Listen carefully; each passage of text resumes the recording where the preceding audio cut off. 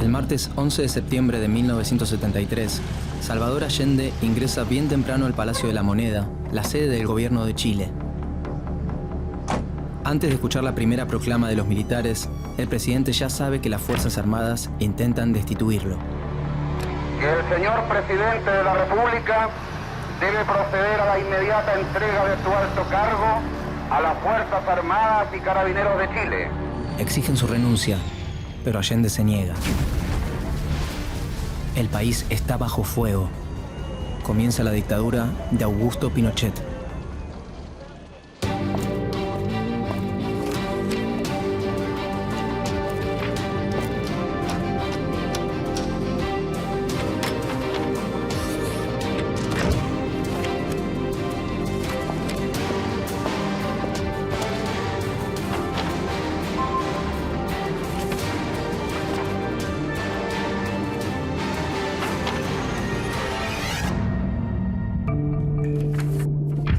Tres años antes del golpe militar, el 4 de septiembre de 1970, Salvador Allende había ganado las elecciones como candidato de la Unidad Popular, una coalición formada por partidos de izquierda socialistas y comunistas. Salvador Allende, alias Don Chicho, nació en Santiago el 26 de junio de 1908. Quería impulsar una revolución socialista a través de la vía democrática.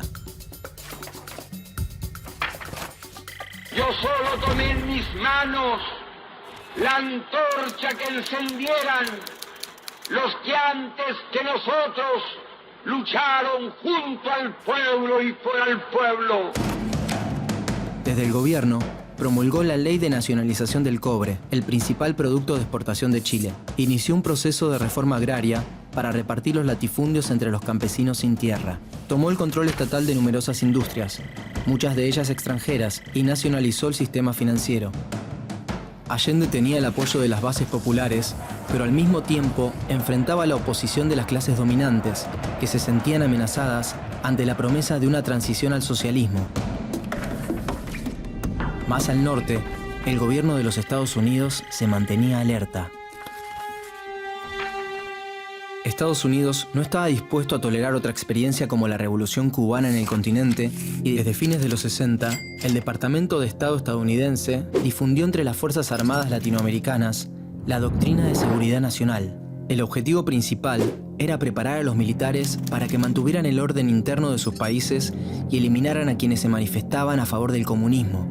La CIA financiaba las huelgas de los mineros del cobre y de los camioneros que se oponían al gobierno. Cuando asumió Allende, en Estados Unidos, el presidente era Richard Nixon, líder del Partido Republicano. Consideró el ascenso de la Unidad Popular como un desafío al poder y al liderazgo norteamericano en la región. El martes 11 de septiembre de 1973, Allende se despidió de sus colaboradores, mandó a desalojar la Moneda y permaneció solo en el interior del edificio. Yo no voy a renunciar. Colocado en un tránsito histórico, pagaré con mi vida la lealtad del pueblo. Después de 3 años, Estados Unidos, junto con la oposición chilena y las fuerzas militares, lograron derrocar al gobierno de Salvador Allende. «Llamen a Augusto, que es de los nuestros», dijo el presidente ese mismo día. Augusto Pinochet Ugarte, alias Pinocho, nació en Valparaíso el 25 de noviembre de 1915. Antes del golpe, era el comandante en jefe del ejército del gobierno constitucional de Allende y uno de sus hombres de confianza. Pero quien coordinaba el movimiento de las tropas golpistas era el mismo Pinochet. El presidente se suicidó.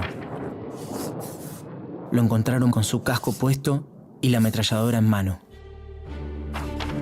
El decreto Ley número 1 de la dictadura anunciaba que la interrupción del gobierno de la Unidad Popular tenía como propósito restaurar la chilenidad, la justicia y la institucionalidad quebrada. Las Fuerzas Armadas golpistas decían que el objetivo era salvar la democracia del totalitarismo marxista. Como primera medida, nombraron una junta de gobierno integrada por los comandantes en jefe del ejército, de la marina y de la aviación y por el director general de carabineros. Las Fuerzas Armadas chilenas clausuraron el Parlamento por decreto, declararon el estado de sitio y el toque de queda, prohibieron las manifestaciones sociales, las actividades sindicales e intervinieron en la universidad al mismo tiempo que obligaron a exiliarse a miles de chilenos. Toda la información estaba controlada. En esos tiempos se prohibió la tira cómica argentina Mafalda por considerarse tendenciosa y destructiva. El régimen intentaba imponer en la población civil características de la cultura militar, la educación autoritaria, el acatamiento de las órdenes y la sumisión. El instrumento central para mantener el control social y político fue la Dirección Nacional de Inteligencia, la DINA.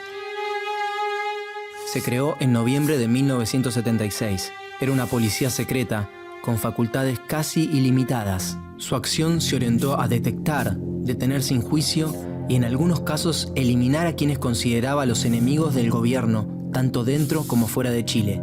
La DINA quebró todas las resistencias civiles. Al sur de Chile, los dueños de los latifundios, ayudados por la policía, persiguieron y asesinaron a los campesinos y dirigentes sindicales que habían apoyado la reforma agraria.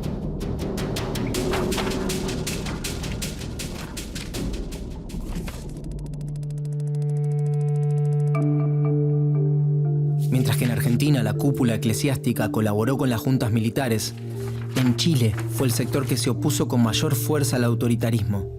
En octubre de 1973, creó el Comité Pro Paz, que defendía a quienes sufrían persecuciones políticas y despidos. Y en 1975 se abrió la Vicaria de la Solidaridad, un refugio y defensa para las víctimas de la DINA. Bajo la excusa de combatir a fuerzas rebeldes organizadas militarmente, el gobierno de facto instaló consejos de guerra en todo el país. Abrieron sumarios a miles de opositores que pasaban por esos tribunales sin recibir ningún tipo de garantía constitucional y eran ejecutados en el acto.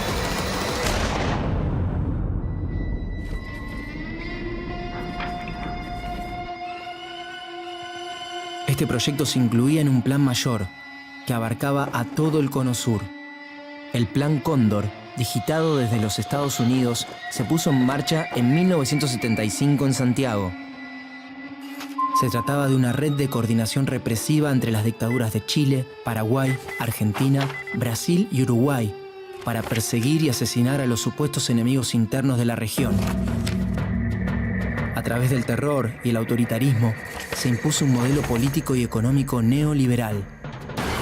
El régimen creó un nuevo código laboral, privatizó los aportes previsionales, la salud, la educación y recortó la intervención del Estado en el área de seguridad social. La tasa de desempleo alcanzó el 20%, se redujo el salario de los trabajadores y las privatizaciones de las áreas sociales agrandaron la brecha entre ricos y pobres. La liberalización de la economía provocó también la quiebra de pequeñas y medianas empresas que elaboraban productos para el mercado interno. Solo había un camino para llevar adelante este modelo: el autoritarismo. A la presión en contra de la dictadura que ejercían los sacerdotes, se sumaron las denuncias internacionales, especialmente cuando el 21 de septiembre de 1976 estalló una bomba en el automóvil de Orlando Letelier, ex canciller de Allende, en Washington. El gobierno de Estados Unidos no toleró un acto de esa naturaleza dentro de sus fronteras y comenzó a investigar el caso. Pinochet debió cerrar la DINA y permitir la extradición del agente secreto de nacionalidad estadounidense a quienes todos señalaban como responsable.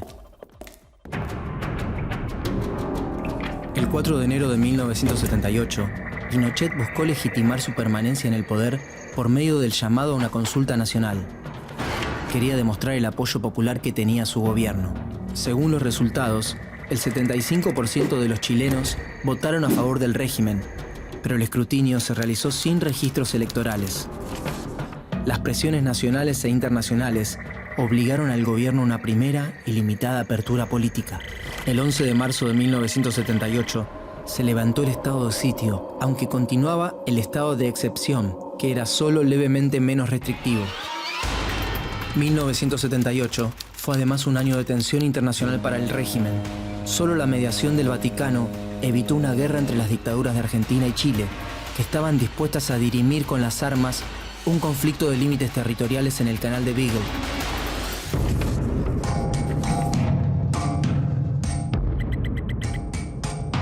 Fronteras adentro, las voces disidentes empezaban a oírse por todo el país. y comenzó una lenta recomposición de los movimientos sociales. Pinochet diseñó un proyecto de democracia protegida o tutelada por las Fuerzas Armadas para un eventual retorno constitucional. El 10 de agosto de 1980, el presidente anunció la convocatoria a un plebiscito para someter la nueva constitución a la aprobación ciudadana.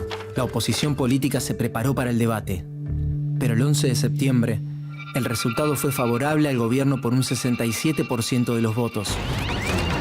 En el inicio de la década de los 80, la dictadura ya había asesinado a 15.000 personas, había 2.200 detenidos, desaparecidos, 164.000 chilenos y chilenas exiliados y más de 150.000 presos en más de 1.000 campos de detención. Casi el 80% de los presos eran obreros y campesinos.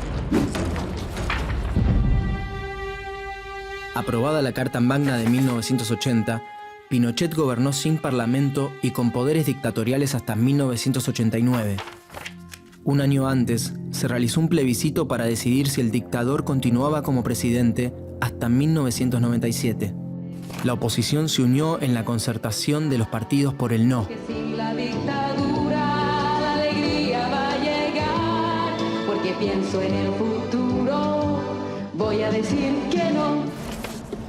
El 5 de octubre se llevó a cabo el plebiscito. Después de varias horas, el gobierno reconoció la derrota. El no había triunfado por un 54,71% de los votos contra un 43,01% para el sí. Se iniciaba la transición a la democracia. Antes de las elecciones presidenciales, los partidos de la oposición exigieron una serie de reformas a la Constitución de 1980, como la reducción del mandato presidencial de 8 a 4 años, el mantenimiento del habeas corpus durante los estados de excepción y el aumento del número de senadores elegidos por el voto popular, pero renunciaron a introducir cambios en la política económica neoliberal instaurada por el régimen. Tampoco se juzgarían o investigarían los crímenes cometidos por las Fuerzas Armadas. El 14 de diciembre de 1989, Patricio Aylwin se convirtió en el primer presidente de la democracia con el 55% de los votos. Pinochet entregó la banda presidencial, pero se mantuvo como comandante en jefe del ejército hasta el 10 de marzo de 1998. Al día siguiente, asumió como senador vitalicio.